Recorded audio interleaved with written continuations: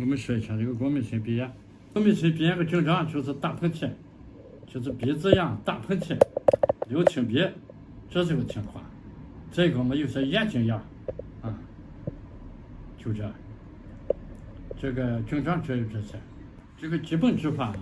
这过敏性鼻炎如果没有热症，没有其他见证，那么一般这个情况就是用小青龙汤来治疗。小青龙汤一般麻黄也去掉了，麻黄去，你本身没感冒症状啊，所以把麻黄去掉，麻黄的发汗剂去掉加这个杏仁茯苓，这个嘛加薏米、贝子啊，祛湿排脓。这个，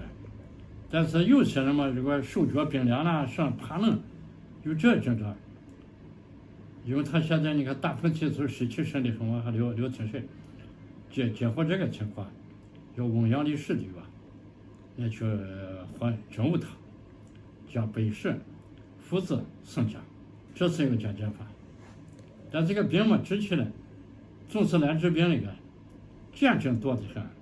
见证多。如果你不考虑见证用药，你这个还是治不好。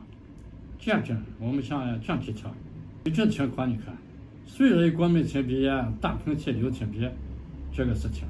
但是呢，晚上睡下来嘛，鼻子堵，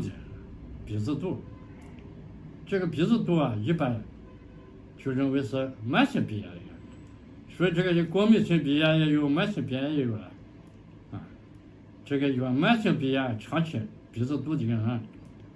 一般气郁，这肺气郁有热的啊。刚才说的桂子这个小青龙汤，去麻黄，加这个杏仁茯苓，这个薏米贝子，这个基础上，如果鼻子堵啊，要加这个黄芩、桔梗啊，这个桑皮。这是要加上，它是荷尔错杂病，这是比较常见的。当然，你还有肠胃病啦，比如说你胃胀啦、大便稀有这种情况，就打嗝啦或者皮肤痒啦这种情况，你要喝上这个甘草泻心汤，要喝甘草，那就是荷尔错杂的，也是荷尔错杂啊，这是一个。再一个，这个人如果说有口苦啊，这种情况要喝小柴胡汤，柴胡也要加上啊，就这加点白芪、茯苓了，把这些加上。